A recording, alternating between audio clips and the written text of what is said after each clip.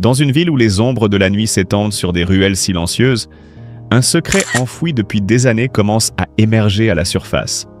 Au sommet d'une colline, là où les ventres de la ville bourdonnent sous les néons aveuglants, se trouve une vieille maison, une bâtisse majestueuse mais déchue, où des murmures anciens semblent imprégnés dans les murs. C'est là que l'histoire de Marie, une femme belle et énigmatique, commence à se tordre. Là où tout ce qu'elle croyait savoir sur elle-même et son mariage va être bouleversé.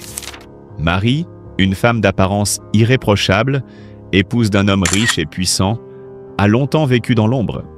Les regards admiratifs que son mari suscite à chaque apparition en public ne l'ont jamais épargnée de l'isolement. Derrière les portes closes de leur demeure luxueuse, elle est une spectatrice de sa propre vie. Une femme enfermée dans une cage dorée. Chaque jour passé à côté de lui semble une éternité. Elle, la belle figure de la société, la femme parfaite pour tous les regards extérieurs, se sentait de plus en plus invisible, perdue dans un tourbillon de solitude et de non-dit.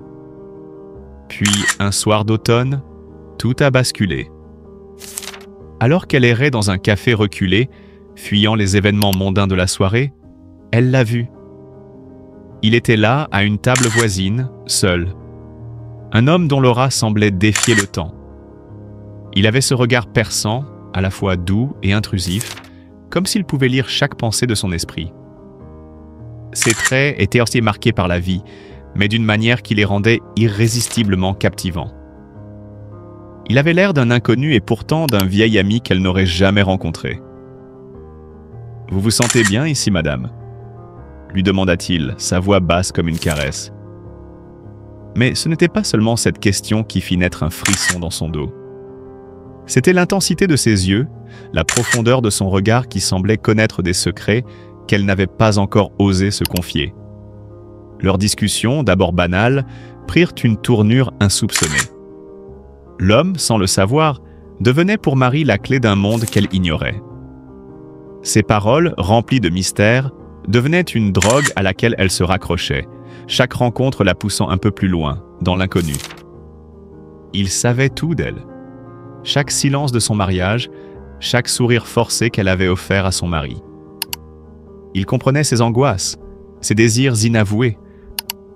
Au fil du temps, l'attraction entre eux grandit, mais ce n'était pas simplement une question de désir physique. C'était une connexion, presque mystique, entre deux âmes qui se reconnaissaient sans comprendre pourquoi. Ce qui commença comme une simple amitié se transforma rapidement en une liaison secrète. Une liaison dangereuse. Marie se retrouvait à jongler avec deux mondes, l'un d'apparence parfaite, l'autre de rébellion et de passion incontrôlée.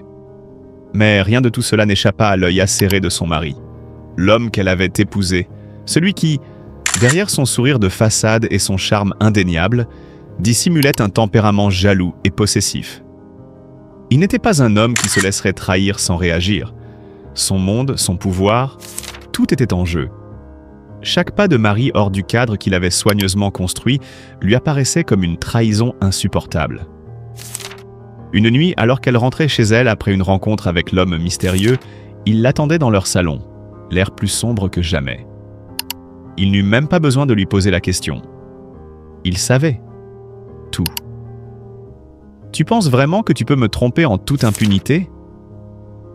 Sa voix était froide, presque mécanique. « Tu ne peux pas m'échapper, Marie. Tu appartiens à ce monde, au mien, et tu le sais. » La tension dans l'air était palpable, un silence lourd s'installa. Marie sentit son cœur s'accélérer, prise dans un étau qu'elle ne savait pas comment briser. Mais il y avait quelque chose dans ce regard qu'elle n'avait jamais vu auparavant. Quelque chose de dangereux, d'effrayant. Il n'allait pas la laisser partir. Mais alors que tout semblait perdu, une lueur d'espoir surgit. L'homme mystérieux qu'elle avait si souvent fui et désiré réapparut dans sa vie de manière inattendue. Cette fois, il n'était pas là pour la séduire, mais pour l'emmener. Un autre monde s'offrait à elle, un monde où elle n'aurait plus à vivre dans la peur, dans le mensonge. Il lui tendit la main, une promesse de liberté, de renouveau. Mais la question restait, pourrait-elle quitter tout ce qu'elle connaissait, tout ce qu'elle avait bâti, pour une chance de vivre pour elle-même, loin des chaînes du passé? Dans une ultime confrontation, alors que tout semblait basculer, Marie dut faire face à son destin.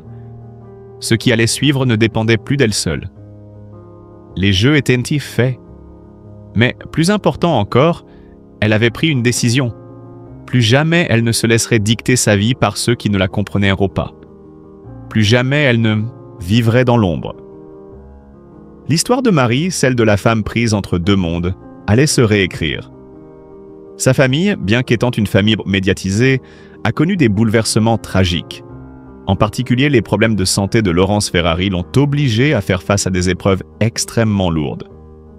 Elle n'a pas seulement dû gérer la fatigue liée à un emploi du temps professionnel surchargé, mais elle a aussi dû affronter des problèmes de santé graves.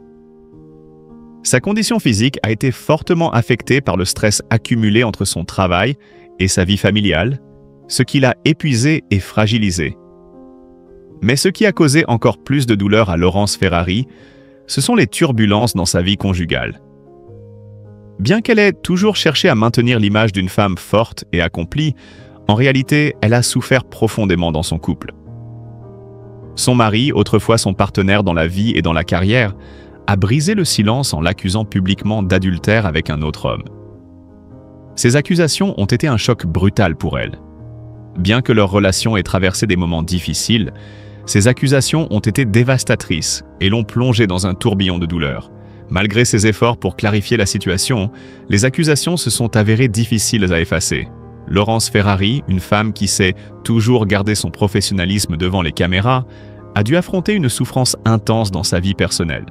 La douleur ne résidait pas seulement dans les accusations, mais dans le déchirement émotionnel lié à la fracture d'une famille, provoqué par des malentendus et des paroles blessantes.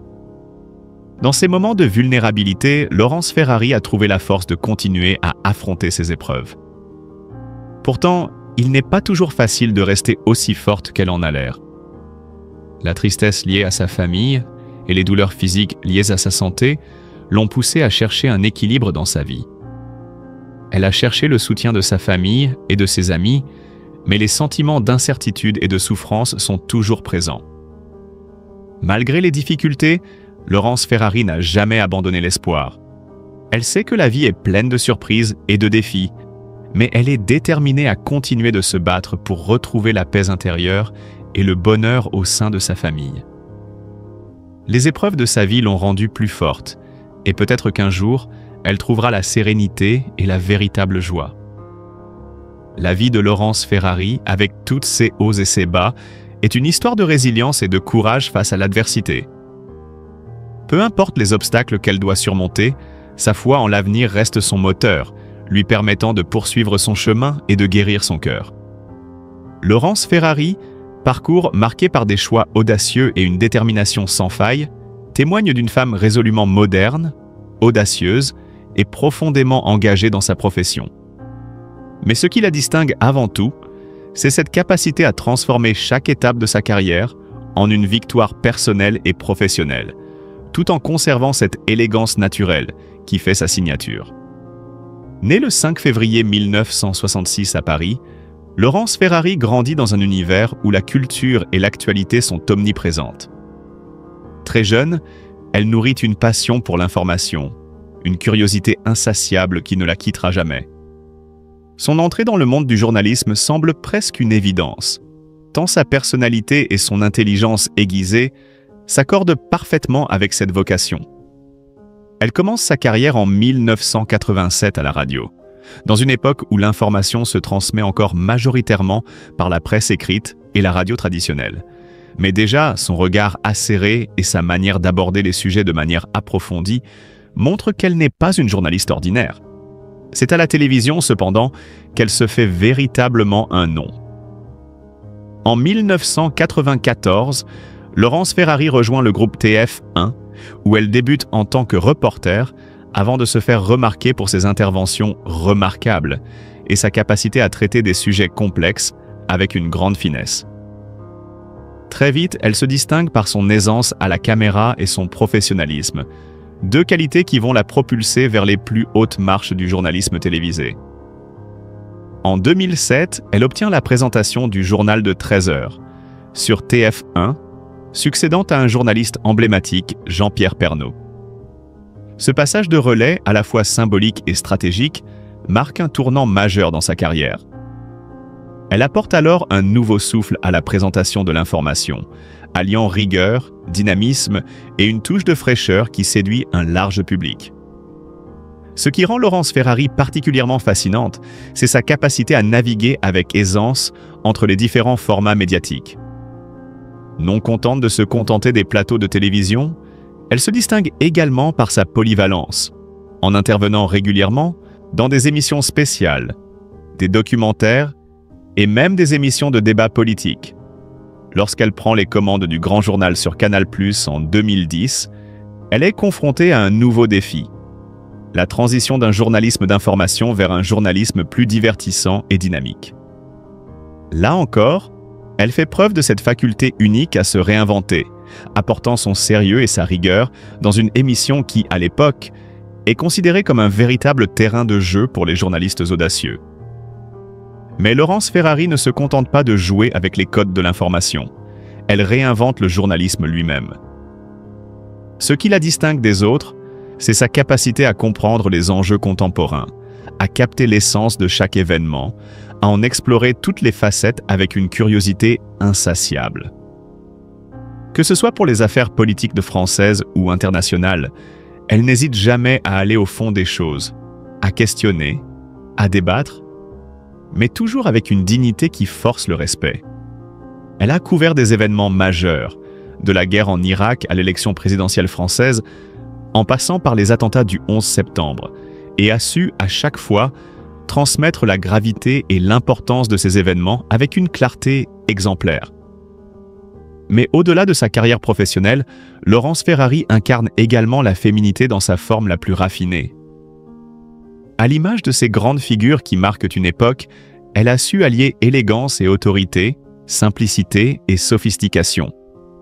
Sa beauté discrète, sa voix douce mais affirmée, sa capacité à captiver son auditoire sans jamais crier ni se livrer à des gesticulations inutiles, ont fait d'elle un modèle pour les générations suivantes.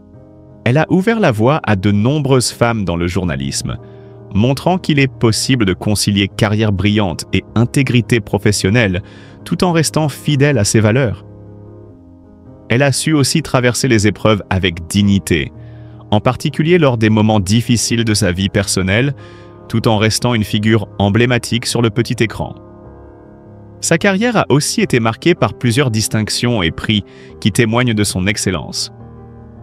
En 2013, elle reçoit le prix du meilleur journaliste de l'année, un prix qui vient récompenser l'ensemble de sa carrière. Mais loin des paillettes et des honneurs, Laurence Ferrari reste profondément humble et attachée à son travail. Elle a toujours su s'entourer des meilleures équipes, mais surtout, elle n'a jamais cessé de faire preuve d'une éthique irréprochable. Aujourd'hui, Laurence Ferrari est bien plus qu'une journaliste. Elle est devenue un symbole de professionnalisme, de persévérance et de féminisme. Elle incarne une vision du journalisme qui dépasse les simples critères d'audience ou de sensationnel, pour embrasser une quête de vérité, de clarté et de dignité. Elle inspire les jeunes journalistes, les femmes en particulier, à croire en leurs rêves et à se battre pour des carrières empreintes de sens et d'impact. Sa réussite n'est pas simplement une question de talent, mais avant tout de travail acharné, de passion et de respect inébranlable envers le métier qu'elle exerce. Laurence Ferrari n'est pas seulement une figure du journalisme français, elle est une institution. Et derrière cette image de journaliste aguerri, il y a une femme forte, déterminée et profondément humaine, qui a su, au fil des années, construire une carrière remarquable et inspirante. Que ce soit sur les plateaux de télévision, dans les coulisses de grandes émissions ou dans le cœur de ses téléspectateurs, Laurence Ferrari continue d'écrire l'une des plus belles pages du journalisme français contemporain. Dans un monde où les jugements sont trop souvent précipités et où l'on juge les autres sans comprendre les profondeurs de leurs émotions, il est essentiel de rappeler l'importance de la compassion, de l'empathie et de la bienveillance envers ceux qui traversent des moments difficiles. L'affaire récente qui touche Laurence Ferrari et son mari est un exemple frappant de la complexité des relations humaines. Lorsque son mari a accusé Laurence d'infidélité, un tourbillon de spéculations et de reproches a immédiatement suivi dans les médias et les conversations publiques. Mais derrière cette histoire se cachent non des réalités plus profondes que ce qu'une simple accusation pourrait refléter. Dans de telles situations, il est impératif de se rappeler que les êtres humains sont vulnérables, avec des blessures émotionnelles souvent invisibles. L'accusation d'infidélité, qu'elle soit fondée ou non, peut déchirer un couple, briser des rêves et causer des souffrances bien au-delà de ce que l'on peut imaginer. Mais au lieu de se laisser emporter par les jugements hâtifs, nous devons choisir de soutenir les personnes concernées avec bienveillance et compréhension. Laurence Ferrari, en tant que figure publique, est souvent exposée à la critique et au regard curieux, mais cela ne signifie pas qu'elle est exempte de douleur, de confusion ou de tout autre sentiment humain profond. Il est crucial de se rappeler qu'aucune personne, qu'elle soit une célébrité ou non, ne mérite d'être réduite à un stéréotype ou à un simple élément d'une rumeur. Ce moment difficile est aussi l'occasion de réfléchir sur les relations elles-mêmes. La fidélité, la confiance et le respect sont des piliers qui soutiennent toute union. Mais cela ne signifie pas qu'une épreuve ou une difficulté dans un mariage doit mener à la condamnation ou à la dévalorisation de l'un des partenaires. La vie est bien plus complexe que ce que l'on voit dans les médias, et ce que Laurence traverse mérite de la compréhension, non seulement de la part de ses proches, mais aussi de la part de ceux qui la jugent sans la connaître pleinement. Au lieu de faire preuve de mépris, de haine ou de condamnation, nous avons tous le pouvoir de faire preuve de compassion. Nous avons le devoir moral de tendre la main, de comprendre les autres, et surtout, de ne pas se laisser aveugler par les rumeurs. Ce qui se passe dans la vie privée d'une personne, même célèbre, ne doit pas être un terrain de jugement public, mais plutôt un moment où l'on peut offrir de la compréhension et de la gentillesse. Il est grand temps de reconnaître que tout le monde mérite d'être traité avec dignité, peu importe les accusations, les erreurs ou les malentendus. Ainsi, appelons tous à l'empathie, à l'écoute et à l'amour envers ceux qui vivent des épreuves, à commencer par Laurence Ferrari. À travers notre soutien, nous créons un monde où la compréhension et le respect mutuel priment sur les jugements hâtifs. Laurence Ferrari, dans un entretien profondément émouvant accordé à Dominique Lagroux-Sampère, diffusé sur la chaîne YouTube. Entre vous et moi, Laurence a abordé un sujet tragique et intime qui a façonné sa vie. Le suicide de sa mère. Un événement qui, à l'âge de 22 ans, a non seulement changé le cours de son existence, mais a aussi dévasté sa famille, plongée dans un chagrin immense. En 1989, la jeune Laurence, alors étudiante, perdait sa mère de manière brutale. Mais au-delà du simple deuil, c'est un drame bien plus profond qui l'a frappée. La perte d'une mère aimante, d'une femme qui l'avait entourée de tendresse et de chaleur durant son enfance à Aix-les-Bains, a été précipitée par un acte irréparable. Sa mère a choisi de mettre fin à ses jours. Ce geste, un choix impensable aux yeux de Laurence, l'a laissée dans une tourmente émotionnelle qu'elle peine encore à décrire. Une vie entière pulvérisée, confie-t-elle, le regard hanté par ce souvenir. Ces mots résonnent comme un cri désespéré, une douleur viscérale qui, malgré les années écoulées, n'a jamais vraiment cessé de l'accompagner. Ce qui rend ce récit encore plus poignant, c'est l'acceptation difficile de ce choix suicidaire, un fait qui bouleverse le cœur même de la famille Ferrari. Grandir à Aix-les-Bains, entouré de parents aimants, m'a protégé de bien des souffrances. Mais lorsque ma mère a décidé de partir ainsi, cela a tout remis en question, explique Laurence, dévoilant une facette plus vulnérable de sa personnalité publique, habituellement si réservée et maîtresse de ses émotions.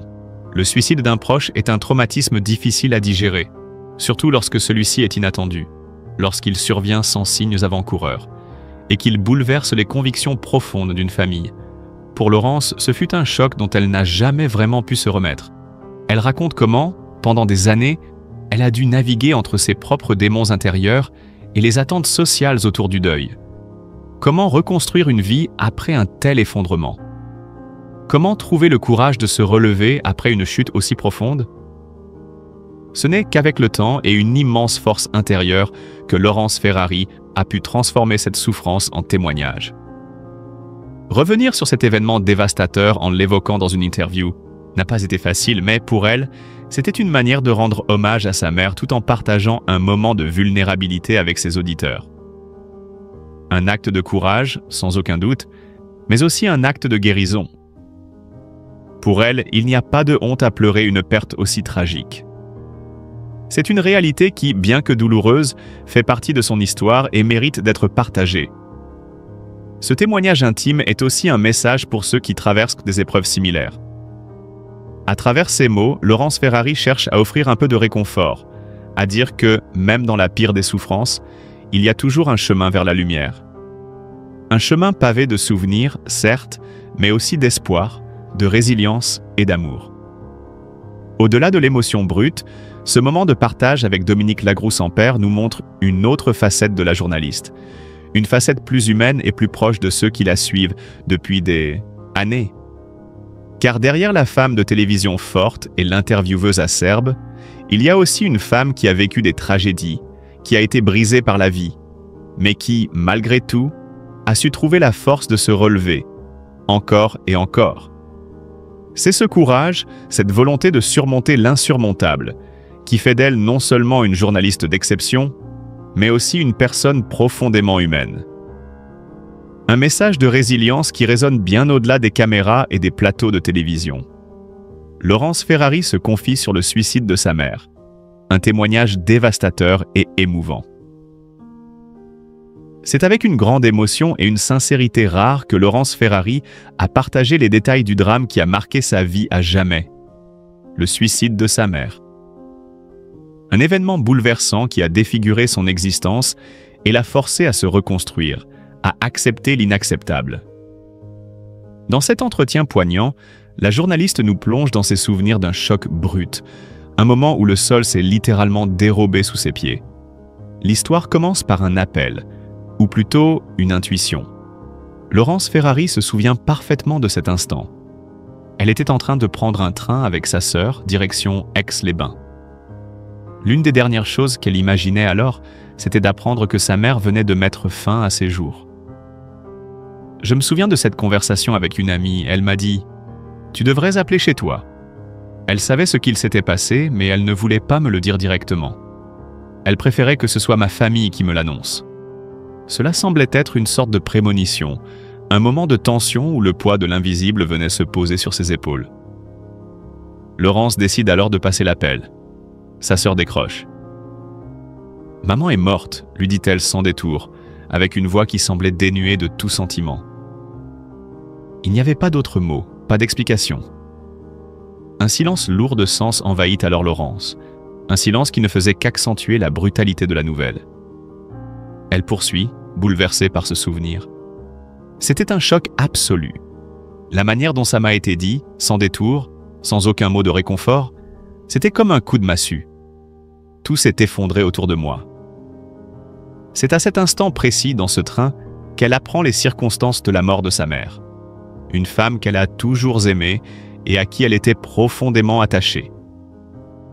Ma mère était malade, elle traversait une dépression sévère et rapide. Ça a duré un mois. En un mois, tout a été balayé, tout s'est effondré. Ce n'était pas juste une dépression légère, c'était quelque chose de très violent, de très intense. Elle s'interrompt un instant et l'émotion dans sa voix devient palpable. On a appris qu'elle avait pris la décision tragique de se suicider. C'était le vide absolu. Le sol s'est dérobé sous mes pieds. Laurence Ferrari ne cache pas la douleur qu'elle a ressentie à ce moment-là et les larmes qui ont suivi. Je me rappelle très bien de ce moment où, en apprenant la nouvelle, j'ai éclaté en sanglots. Puis, comme un réflexe de survie, j'ai arrêté de pleurer. Parce qu'à ce moment-là, je savais que je devais être forte. Non seulement pour moi, mais aussi pour mes sœurs. Ce que Laurence ne pouvait pas savoir à ce moment-là, c'est que cette tragédie allait être l'un des plus grands défis de sa vie. Un défi qu'elle aurait à surmonter avec courage et résilience. Elle continue en nous dévoilant un peu plus de ce qu'elle a ressenti après le décès de sa mère. Ce n'était pas facile, bien sûr que non.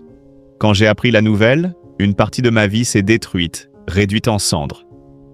Une vie entière a été pulvérisée. Tout ce que j'avais connu s'est effondré en quelques secondes. C'est dans ce tumulte émotionnel qu'elle commence à apprécier la force et l'amour de son père, qui, malgré le drame, a su tenir la famille unie. Mon père a été admirable. Il a su faire preuve d'une résilience incroyable. Il a été là pour nous, pour ses enfants. Il a pris en charge la famille, il n'a jamais flanché. Mais au-delà de la douleur, la culpabilité a été un autre poids à porter. Un fardeau que Laurence Ferrari n'a pas voulu accepter. C'est une épreuve absolue, un suicide, avec tout ce que ça implique. Il y a cette question qui revient sans cesse. Pourquoi? C'est la fin de l'enfance. C'est un traumatisme, un manque, un vide que l'on ne peut jamais combler.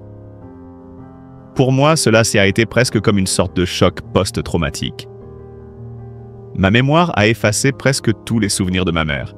Je pense que c'est un mécanisme de défense, que mon esprit a mis en place pour me protéger et m'aider à avancer. Cet effacement de la mémoire, ce voile qui s'est installé sur ses souvenirs, a été un moyen pour Laurence de tenir debout. Mais même aujourd'hui, le manque reste profond. Le jour de l'enterrement, la confrontation à la réalité s'est imposée d'une manière inéluctable. Je me souviens très bien du jour de l'enterrement. C'était un moment où je me suis dit, soit tu t'effondres, soit tu continues. C'était aussi limpide que ça. Il n'y avait pas d'autre choix. C'était un tournant, un instant où je savais qu'il fallait absolument que je trouve la force de tenir bon, même si tout à l'intérieur de moi me criait de m'effondrer. La culpabilité aurait pu prendre le dessus, mais Laurence a choisi de l'affronter différemment. J'ai décidé de ne pas culpabiliser. Si elle avait fait ce choix, je devais le respecter, malgré tout ce que cela implique pour nous. C'est un déchirement. En tant qu'adulte, j'ai compris. Mais en tant qu'enfant, tout cela reste extrêmement difficile. On se sent abandonné. C'est une étape de la vie qui n'est pas facile à gérer. Et il n'y a pas de mode d'emploi pour traverser ça.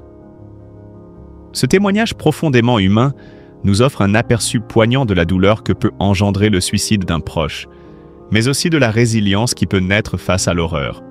Laurence Ferrari, malgré les tourments, a su se relever, avancer et respecter la mémoire de sa mère tout en trouvant sa propre voie, parfois dans la colère, mais toujours dans l'amour.